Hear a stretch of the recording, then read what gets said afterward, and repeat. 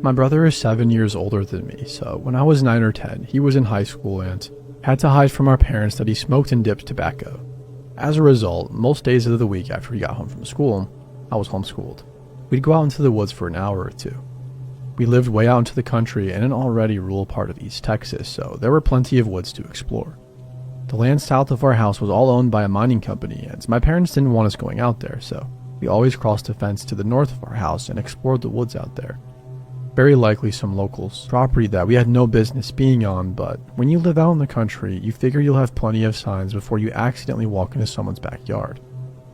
After a few months of venturing out into this area, never traveling more than an hour's distance from our house and always in the daylight, we decided one day we'd just keep walking and walking. My brother smoked and spit into a Dr. Pepper bottle. We entered big pastures and delved back into even deeper woods. Whenever we talked about it, we've always said that we must have traveled at least a mile, but we usually say far more. Eventually, we came across a circular pond. I distinctly remember having a much higher rim on one side. My brother explained that this was because a tractor had to dig it out and piled up more dirt on one side than the others. We kept going past the pond and entered another patch of woods. As we came out, we saw that the tree line curved around sharply to the right, and the clearing we now stood in opened up far wider. We went into that direction, and while my memory of getting there is a little hazy, I know we suddenly came across a very large white building surrounded by a high fence. There was a gate large enough for vehicles to move in and out, and a dirt road leading away from the facility. We could hear the sounds of activity and could see people walking around the outside of the fence near the gate. I'm afraid any other detail I could give at this point might be colored by false memory or exaggerations from an imaginative young brain. So I'll wait to talk to my brother about it more before I go on any further. But at that moment, we both felt the spine-tingling terror alerting the body that something about this was very wrong. We were not supposed to be here. We were at the very least going to get into serious trouble. We were standing in the middle of a clearing, gawking at a facility of some kind on what was obviously somebody else's property, and we were seeing something deep into the woods that we had never known was there. All this time we'd spent walking around these woods. If we'd just gone a ways further, we would have stumbled across this. I remember standing there for a moment longer, asking my brother what this could possibly be.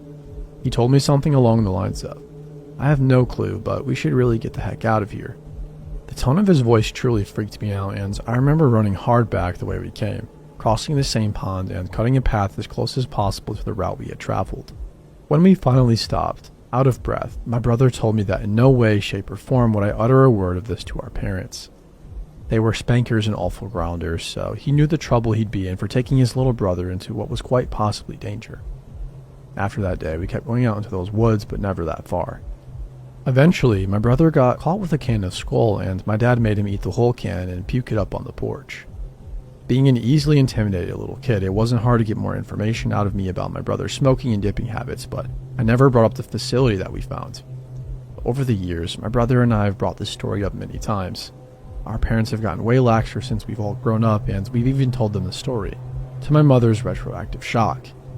We've added a lot of other weird ones to our arsenal in the time since, as our family has always lived by huge areas of land for us to wander around on, but this is one of our favorites. It's always, remember the time we almost got killed by those government researchers?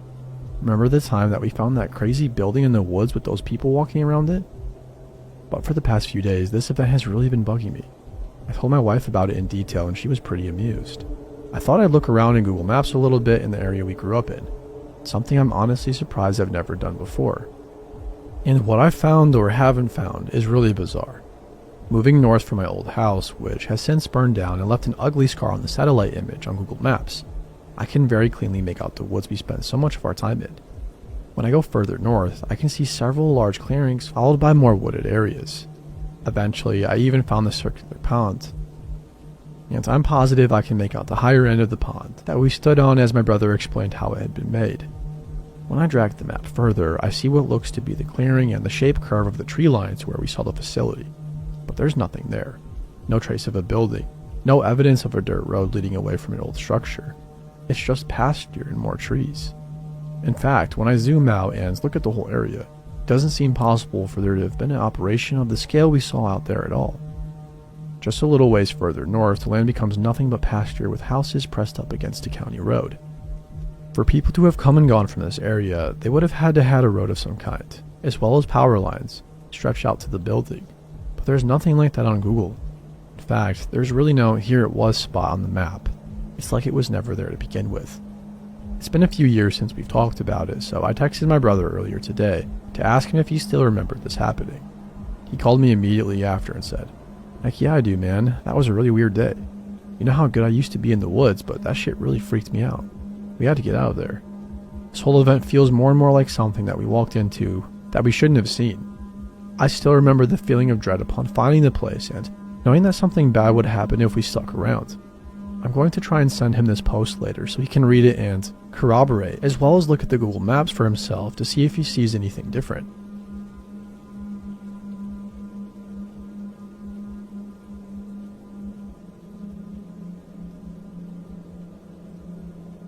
This happened in the early 2000s when I was around 9 or 10.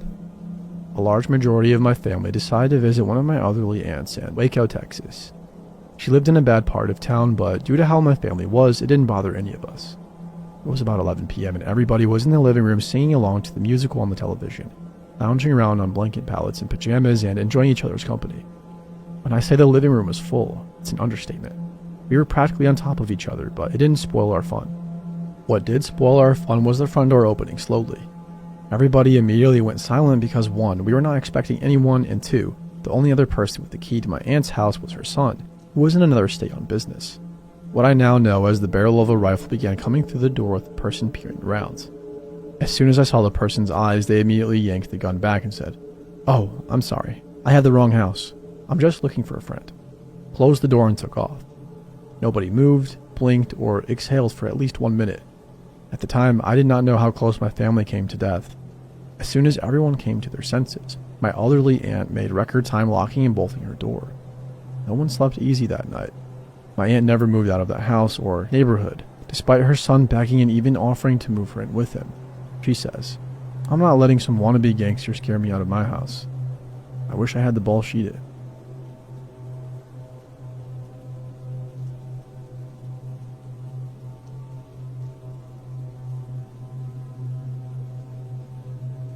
This happened 2 summers ago while I was house sitting out in California for an older couple I had met at a conference for work. It had seemed like a dream scenario. The couple wanted to vacation in Hawaii for 2 weeks, but didn't want to board their cats, and I had been chatting with them about wanting to visit California again, where they happened to live, because I had loved it the first time I went, and we figured that we could mutually benefit if I came out and house sat for them. So I flew out there and they showed me around for a few days, taught me how to care for the cats. 2 of them. One that was extremely shy and I barely saw, which is important later, and their plants, and gave me access to their house and cars. These people were so generous, and before I knew it, I had dropped them off at the airport and I was on my own. At first, it was really the dream vacation. I was staying in Oakland and making forays into San Fran, Sonoma, and Monterey. In the mornings, I could walk out the front door and shortly be hiking the path surrounding nearby Mount Diablo, and I was just ultra content with the world. I was so enamored by the area that I had actually started looking into taking some steps to relocate out there even. But then one day, about halfway through my final week here, when I got back to the house, I felt really odd, almost like I shouldn't go inside. I shook it off and went inside anyway because it was getting late and I needed to put out dinner for the cats. Once I was inside, I forced myself to ignore how off I felt, and I made some food for myself as well, went to bed, and was shocked to find the shy cat hiding under my bed and crying. This was the first time I had even seen her close up. The entire time I had been there up to that point, she never left my host's bedroom unless she didn't realize I was around. Again, I ignored feeling weird and just assumed she had decided I was okay and went to bed. I did start locking my bedroom door that night though. I also remember that about halfway through that night, I thought I heard somebody walking around in the gravel outside my window. But after listening for a bit, I didn't hear anything else and went back to sleep. The day after in the morning, I still felt a little bit odd but kept up with my plans for the day.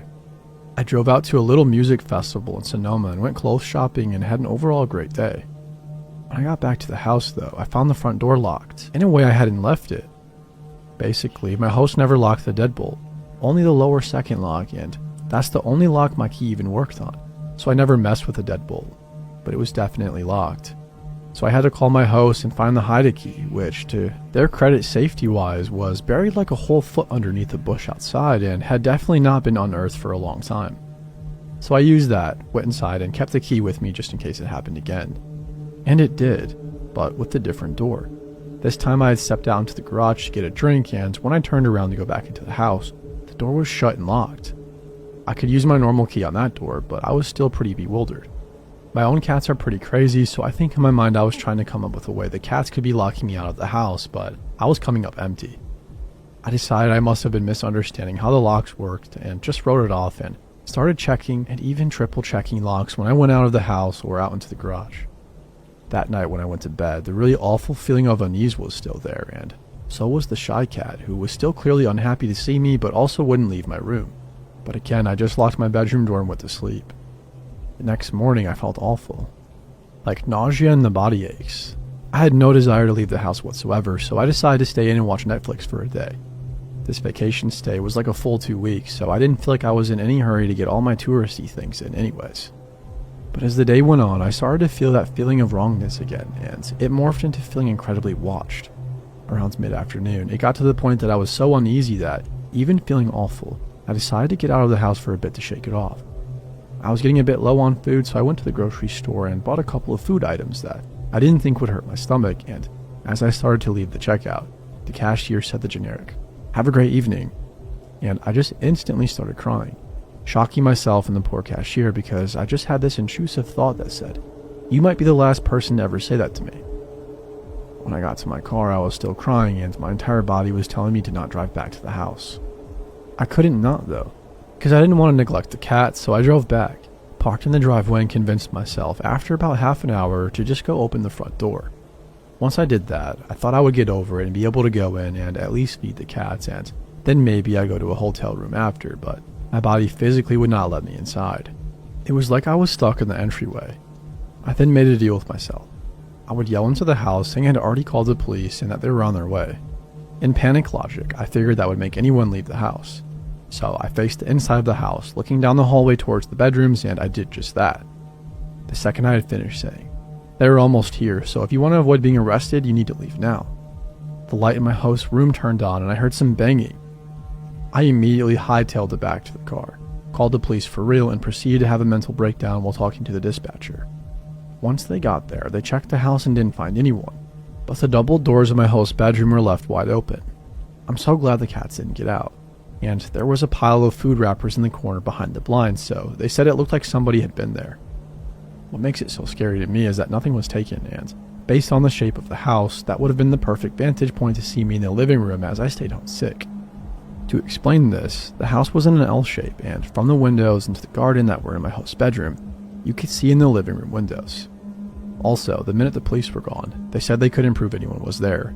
There were no signs of forced entry, and we couldn't get a hold of my host immediately to verify if anything had been taken, etc. Once they were back, they verified that nothing had been taken, so they said they'd patrol a bit but nothing else. The shy cat was right back in my host's bedroom, and I didn't see her again until I left to go back home. So basically, I think the intruder had been there at least 2 days, forcing her to choose between two strangers and leading her to choose the one that was at least a little less strange, me. It messed me up pretty bad, especially because they didn't catch the person and didn't seem to have any desire to look, and I still had to stay in that house for the next 3 days. Nothing else weird happened, and I didn't feel anything off the rest of the time I was there, but the damage was already done. I've never felt completely safe in a home without doing a complete search before bed since. But I am extremely glad my gut spoke up. I guess I'd rather have some residual anxiety than be dead.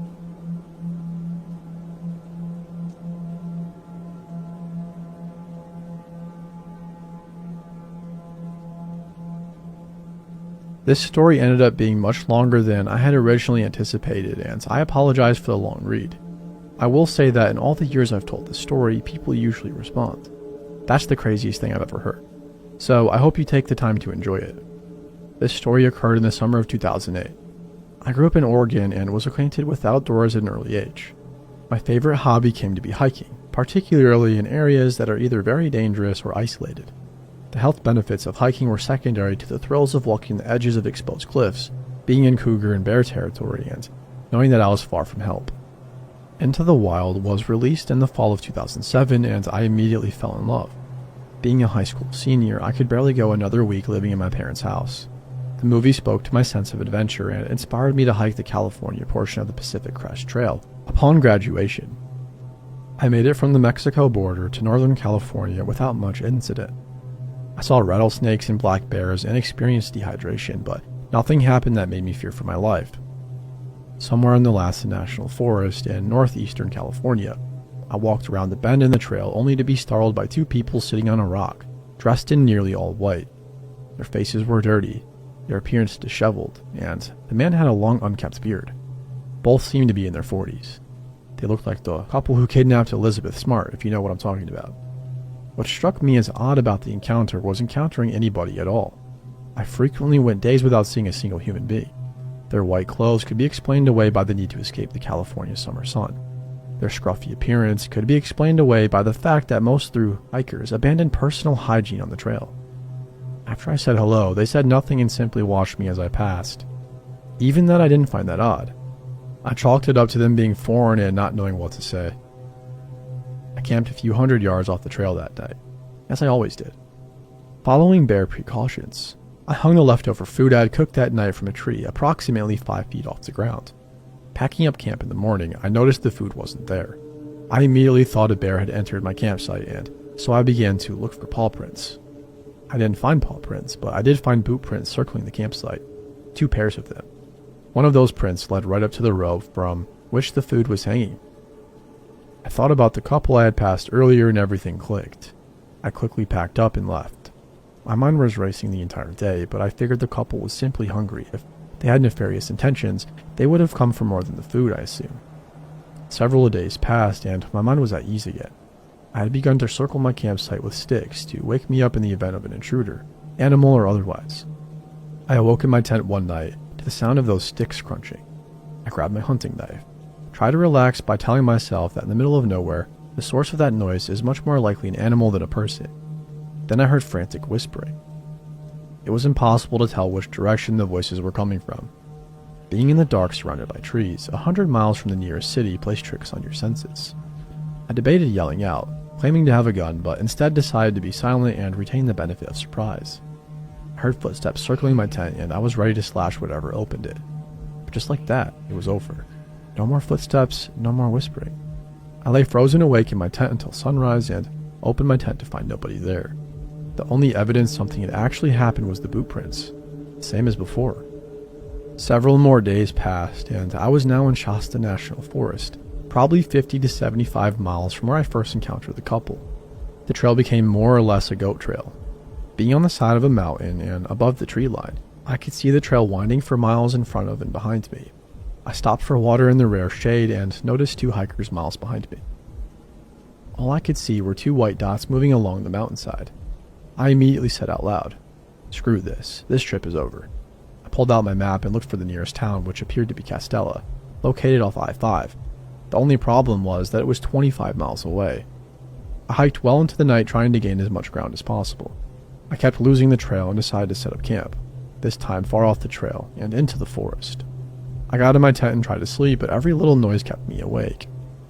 After a few hours in my tent, I heard the telltale signs of another bad night. The footsteps, the whispering, and the sticks breaking. Sound travels far in the absence of other sound. I knew they were close, but I wasn't sure how close. All I could think was, this is messed up. Finally, a flashlight hits my tent, lights up the entire thing, and goes dark. I unzipped my tent and climbed out carrying my knife, yelling nonsense into the dark. It was sort of like that cliche scene in movies where people in the wilderness hear sticks breaking around them and the camera pans around the trees because the people have no idea which direction the sound is coming from. Then I heard footsteps running towards the tent and barely made out a figure moving into my peripheral vision. I turned and ran deep into the forest. I tripped several times and ran into several trees. After running for approximately 5 minutes, I tripped, rolled, and came to rest next to a downed tree.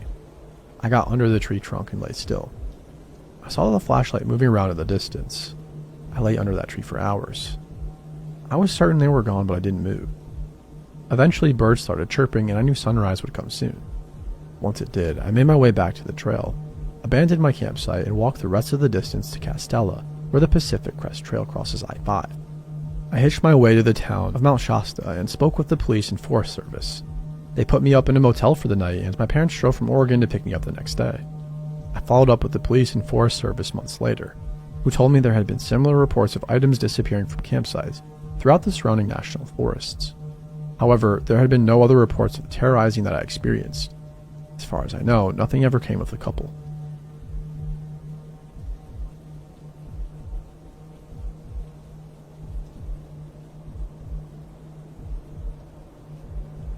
So this literally happened 30 minutes ago.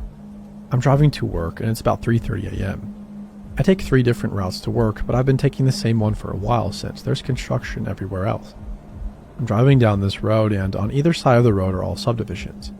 I'm listening to a podcast trying to keep myself awake until I get to some coffee. I started getting this uneasy feeling in my stomach, but I thought it was my body telling me to get some caffeine and maybe something to eat. I ignore it and continue driving. All of a sudden, this guy starts running out in the middle of the road. I barely see him since he's wearing dark clothes. I managed to slow down and I noticed he looked pretty freaked out. Now, I listen to a lot of creepy podcasts, ranging from true crime to supernatural. I know the rules to stay safe in situations. I wish I had listened to them today. I normally wouldn't stop, but I knew that if something happened to me, I would want someone to stop, so I did. Luckily, I kept my car running and I rolled my window down a little bit just so I could talk to this guy. I asked him if he was okay and he started freaking out, saying that somebody was trying to kill him. He told me his dog was ripped apart in his front lawn and he tried to pick the remains up to try and bury them, but he saw a man running after him with a knife.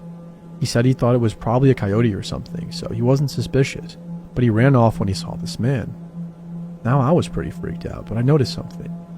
Yeah, it was dark, but with the lights on inside my car and the lights that were out in front of the subdivisions, I could see pretty well. He was younger, probably mid-30s with dark black hair and green eyes. He was wearing a hunter's jacket and jeans. I live in Idaho, so hunter's jackets are pretty normal attire. What I noticed, however, was that there was no blood or fur anywhere on him. I asked him why there wasn't any blood on him and his whole demeanor changed. It was like turning off the switch. My blood went cold. He stared at me for what felt like hours, but it was probably only a couple seconds. What came out of his mouth next was the final straw for me. His whole body relaxed. He stopped shaking and he leaned closer towards my window and smiled at me. It was a twisted type of smile and his eyes went dark. He took a deep breath and said, "I was going to help you." He then started cackling and tried to open my car door, and I immediately rolled up the window, put my car in drive, and sped off down the road, not stopping for anything. Once I finally got to work, I started crying. I still have like 10 minutes before I have to go in, and honestly, I'm terrified to get out of my car.